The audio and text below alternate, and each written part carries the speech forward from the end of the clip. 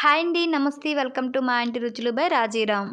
ఈరోజు మన వీడియోలో రంజాన్ స్పెషల్గా షీర్ కుర్మా చేసి చూపించబోతున్నానండి. షీర్ కుర్మా చాలా టేస్టీగా ఉంటుందండి. చాలా ఈజీగా కూడా ప్రిపేర్ చేసుకోవచ్చు.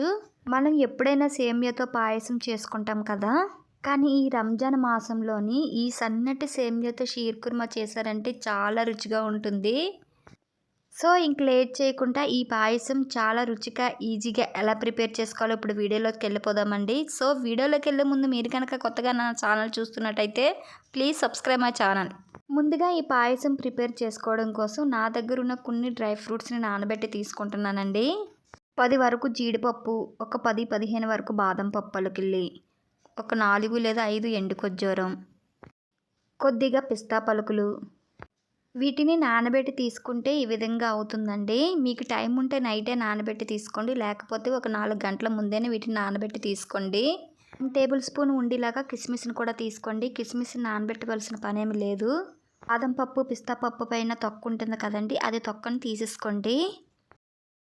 పిస్తా పప్పు, బాదం పప్పు పైన తొక్క తీసేసుకున్న తర్వాత వీడియోలో చూపిస్తున్న విధంగా చిన్న ముక్కలుగా కట్ చేసి తీసుకోండి. వీటిని చూసారు కదా, ఈ విధంగా సన్నగా తురుము తీసుకోండి. చేసుకున్నాక వీటిని పక్కన పెట్టుకుందాం. ఇక్కడ నేను 1/2 కప్పు వరకు సన్నగా ఉన్న సేమియాని అయితే తీసుకున్నానండి. ఈ సేమియాను వీడియోలో చూపిస్తున్న విధంగా సగం ముక్కలు చేసి తీసుకుందామండి. ఇలాగా ఈ సన్నటి సేమియా అనేది మార్కెట్లో అవైలబుల్గా లేకపోతే కనుక ఫ్లిప్కార్ట్లో ఉంటుందండి. నేనైతే ఫ్లిప్కార్ట్లో ఆర్డర్ పెట్టానండి. ఈ సేమియాని ఇలా కట్ చేసుకున్నాక పక్కన పెట్టుకొని ఇప్పుడు స్టవ్ ఆన్ చేసుకొని స్టవ్ మీద ప్యాన్ పెట్టుకోండి.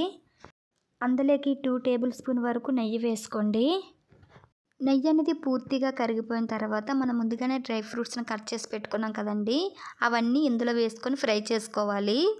వెంటనే మీడియం ఫ్లేమ్లోకి అడ్జస్ట్ చేసుకొని వీటన్నిటిని కూడా బాగా ఫ్రై చేసుకోవాలండి. కాస్త ఫ్రై చేసుకున్న తర్వాత ఇప్పుడు ఇందులోకి కిస్మిస్ని కూడా యాడ్ చేసుకొని ఫ్రై చేసుకుందాం.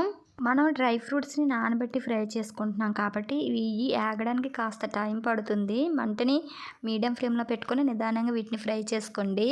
అంటే 3 లేదా 4 నిమిషాల పాటు వీటిని ఫ్రై చేసుకోవాలండి. చూసారు కదా, డ్రై ఫ్రూట్స్ని కాస్త కలర్ చేంజ్ అయ్యి ఈ విధంగా ఫ్రై అయిన తర్వాత వేరే ప్లేట్లోకి తీసుకొని వీటిని రెడీగా పక్కన పెట్టుకుందాం. అదే నేతిలోని మనం సన్నటి సేమియాని తీసుకున్నాం కదండి, ఆ సేమియాని వేసుకొని ఫ్రై చేసుకుందాం. మనం పొడవుగా తీసుకున్నాం కాబట్టి కాస్త ఫ్రై చేసుకోవడానికి ఇబ్బందిగా అనిపిస్తున్నట్టు ఉంటుంది.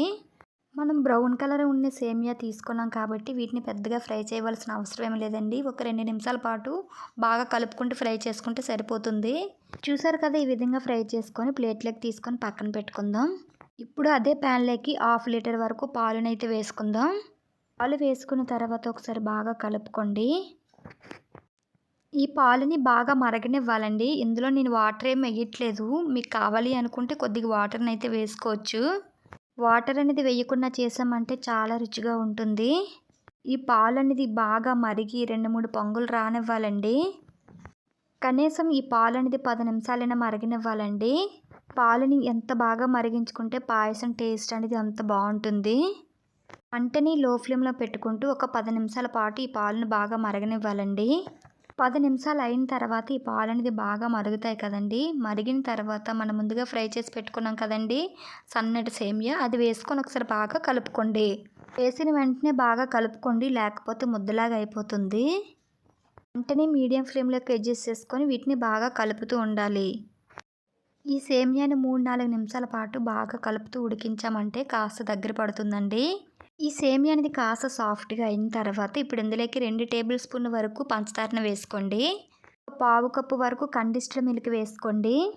పాయసంలో ఈ కండిస్డ్ మిల్క్ వేసుకోవడం వల్ల పాయసం టేస్ట్ చాలా బాగుంటుంది. మీ దగ్గర కండిస్డ్ మిల్క్ లేకపోతే 1/2 కప్పు వరకు పంచదార కూడా వేసుకొని చేసుకోవచ్చండి. ఇప్పుడు పంచదార కండిస్డ్ మిల్క్ బాగా కలిసేలాగా బాగా కలుపుకోండి. స్వీట్ ఎక్కువగా తినాలి అనుకున్న వాళ్ళైతే ఒక 2 టేబుల్ స్పూన్ వరకు పంచదార నెక్స్ట్ అయితే వేసుకోండి.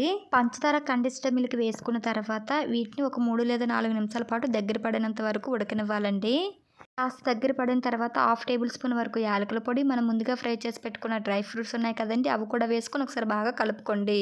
ఒక 4 నిమిషాల పాటు వీటిని ఉడకనిచ్చామంటే మనకి పాయసం అనేది రెడీ అయిపోతుంది. మరీ చిక్కగా కాకుండా అలానే పలుచగా కాకుండా చాలా కరెక్ట్గా వచ్చింది కదా, ఈ టైంలో స్టవ్ ఆఫ్ చేసేసుకోండి. చాలా అంటే చాలా టేస్టీగా ఉండే షీర్ కుర్మా అయితే రెడీ అయిపోయింది. ఇంట్లోనే చాలా ఈజీగా, టేస్టీగా హైదరాబాద్ స్టైల్‌లో షేర్ కుర్మా ఎలా ప్రిపేర్ చేసుకున్నామో చూసారు కదండీ! ఈసారి చేసేటప్పుడు ఈ విధంగా ఒకసారి ట్రై చేసి చూడండి. చాలా రుచిగా ఉంటుంది. ఇంట్లో వాళ్ళందరూ చాలా ఎంజాయ్ చేస్తారండి. అంత టేస్టీగా ఉంటుంది. అంత టేస్టీగా, ఈజీగా ప్రిపేర్ చేసుకున్న ఈ షేర్ కుర్మాని మీరు కూడా మీ ఇంట్లో డెఫినిట్‌గా ట్రై చేసి ఎలా వచ్చిందనేది కామెంట్ బాక్స్‌లో కామెంట్ చేయండి. మీరే కాకుండా మీ ఫ్రెండ్స్‌కు, మీ రిలేటివ్స్ కూడా షేర్ చేయండి. మరెన్నో సింపుల్, టేస్ట్, క్విక్ రెసిపీస్ కోసం నా ఛానల్ సబ్స్క్రైబ్ చేసుకోవడం మట్టుకు మర్చిపోకండి. పక్కనే ఉన్న బెల్ ఐకాన్ క్లిక్ చేస్తే నేను ఏ వీడియోస్ పెట్టినా నోటిఫికేషన్ మీ దాకా వస్తుంది. Thanks for watching. Bye friends.